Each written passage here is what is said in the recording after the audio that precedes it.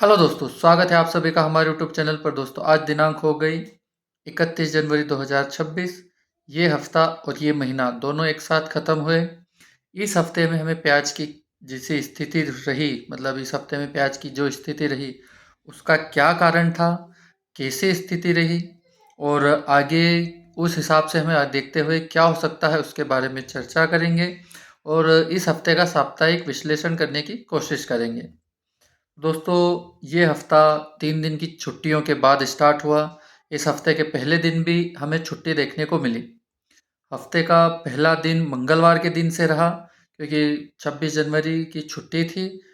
तो हफ्ते का पहला दिन मंगलवार से स्टार्ट हुआ।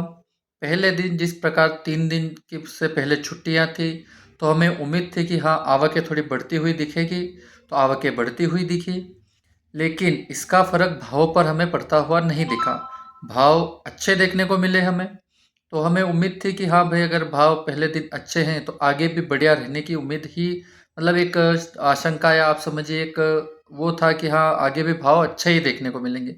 लेकिन दूसरे दिन ही तकलीफ आई। पहले दिन जैसे इंदौर में आप समझिए 1800 यानी 1770 ऊपर में था। शाहजहाँपुर में 1600, पीपल गांव में 1790 रुपये प्रति क्विंटल के हिसाब से हमें ऊपर में जो एक्स्ट्रा सुपर क्वालिटी का प्याज है के दाम देखने मिले।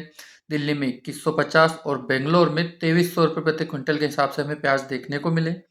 लेकिन जब मंडी, जैसे हफ्ते का दूसरा दिन यानी मंगलवार के अलावा बुधवार और गुरुवार को आवक घटी, लेकिन उसके साथ साथ भाव भी घटे। अब भाव क्यों घटे, तो उसके बारे में हम आगे चर्चा करेंगे। लेकिन जैसे ही भाव घटे, तो मतलब एक ऐसा लगा कि यार भाई, आवकें कम हुई फिर भी भाव क्यों घटे। तो भाव, और कितने भाव घटे, तो आप समझिए 100 रुपये से लगा के 400 रुपये प्रति क्विंटल के हिसाब से हमें घटते हुए दिखे भाव। अब इसमें आप समझिए कि जहाँ पर इंदौर में 1700 था, वहाँ पर 1400 रुपये प्रति क्विंटल के हिसाब से हमें प्याज के दाम देखते हुए दिखे। आप समझिए बुधवार, गुरुवार और शुक्रवार के समथिंग में शाहजहाँपुर में 1300 हो गए। आप समझिए पीपल गांव में भी 1500 और 1450 के आसपास देखने को मिले। दिल्ली में तो आप समझिए 1800 हो गए और बेंगलोर में भी 1800 से 1900 हमें प्याज के दाम देखने को मिले। मतलब कुल मिलाकर 100 से 400 रुपये प्रति क्विंटल के हिसाब से हमें नरमी देखने को मिली। अब ये नरमी का क्या कारण रहा, तो उसके बारे में चर्चा करें तो जो 3 दिन की छुट्टियां थी, उसके बाद मतलब एक उम्मीद थी कि यार 3 दिन छुट्टियां हैं, तो जो आगे माल गया था 3 दिन से पहले, तो उसकी खपत हो चुकी होगी और डिमांड अच्छी रहेगी। तो इस वजह से व्यापारियों ने भी माल अधिक खरीदा पहले दिन, और हमें पहले दिन अच्छी, मतलब एक वो देखने को मिला कि हाँ, अच्छे दाम रहे। लेकिन आप समझिए कि दूसरे दिन से ही जैसे वहाँ पर मौसम जो खराब हुआ था अभी 26 जनवरी के आसपास, तो उसकी वजह से जो माल पहले गया था उसकी खपत नहीं हुई और सोमवार के, मतलब मंगलवार के दिन जो माल वापस से लोड हुआ, वो आगे गया। तो पहले का स्टॉक और ऊपर से ये माल, तो समझिए कि वहाँ पर जितनी डिमांड होती है उससे दुगना प्याज पहुँच गया। जिसकी वजह से जो व्यापारी है, या आप समझिए जो भी खेरचे में माल बेचते हैं, उनके लिए एक मौका था कि भाई ज़्यादा माल है तो सस्ता मिले और अच्छा मिले। तो इस चक्कर में भाव हमें इन 2-3 दिनों में उतरते हुए दिखे। अब इसके अंदर ऐसा रहा कि हर दिन जितना माल खपत होता है आगे, उतना ही माल जो अगले दिन है वो आ जाता है, और जो माल बचा हुआ था वो माल वहीं का वहीं। तो जो व्यापारी आगे माल भेजते हैं, उन्होंने भी भाव को कम किया, उनका मुनाफा छोड़ा और जैसे तैसे माल को ख़त्म करने की कोशिश की। लेकिन हफ्ते के एंड यानी आज तक, मतलब शनिवार तक आते आते वो माल खपत नहीं हुआ और हमें ये मंदी लगातार देखने को मिली।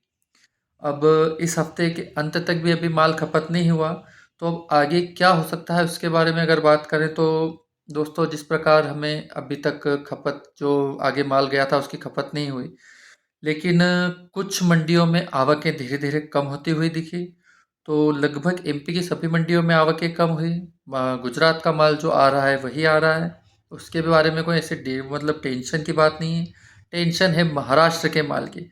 महाराष्ट्र में बम्पर, मतलब आप समझिए बम्पर से भी ज़्यादा आवकें देखने को मिल रही है, जिसकी वजह से एक डर है, क्योंकि महाराष्ट्र का प्याज उत्तर भारत, पूर्वोत्तर भारत, आप समझिए दक्षिण भारत, मध्य भारत, सभी जगहों पर जाता है। जिसकी वजह से हमें एक महाराष्ट्र के प्याज की तरफ से ही चिंता है कि इसकी वजह से हो सकता है कि भाव हमें ऐसे ही देखने को मिले। लेकिन आप समझिए अगर आवकें कम होगी तो भाव बढ़ते हुए दिखेंगे, और अगर आवकें ऐसी ही रही या फिर इससे अधिक बढ़ी तो हो सकता है जो आने वाला हफ्ता है हमें पहले दूसरे दिन में ही उसके रुझान दिखने को मिल जाएंगे। तो जो आने वाला हफ्ता है उसके अंदर भी हमें भाव इसी प्रकार कम होते हुए दिखे, या फिर अभी जो चल रहे हैं वो भाव देखने को मिल सकते हैं। इसके अंदर सारा खेल आवकों का है और डिमांड का है। डिमांड तो खपत होने के आधार पर ही रहेगी, लेकिन अगर आवकें कम होती है तो जो माल यहाँ से वापस जाएगा तो 2-3 दिनों में आप समझिए शेड्यूल या जो भी सेटलमेंट है वो हो जाएगा और हमें भाव थोड़ा बहुत चढ़ते हुए दिखेंगे। लेकिन अगर इन शुरुआत के सोमवार और मंगलवार में ही आपको पता चल जाएगा कि अगर आवकें बढ़ती हुई दिखी तो फिर आप समझिए कि कोई भरोसा नहीं है कि भाव बढ़ेंगे, उल्टा कम भी हो सकते हैं।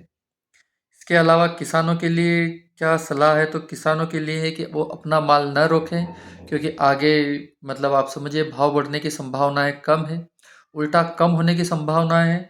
तो अपना माल जैसे भी हो पास की मंडियों में ही सही, ज़्यादा दूर जाने की भी ज़रूरत नहीं है, बेचें और मतलब एक समझिए कि आप जो अपनी लागत है वो निकालें।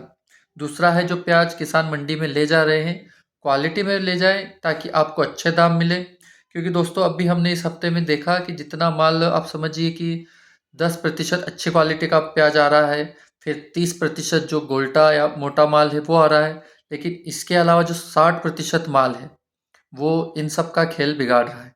तो क्वालिटी अच्छी बना कर ले जाए, छोटा माल है तो छर्री माल में भी अच्छी क्वालिटी हो, गोल्टी है तो गोल्टे में भी, और अगर सुपर क्वालिटी का प्याज है तो सुपर क्वालिटी में भी क्वालिटी अगर अच्छी बना के ले जाएंगे तो दाम अच्छे मिलेंगे और अन्य मालों पर उसका कोई फ़र्क हमें दिखेगा नहीं।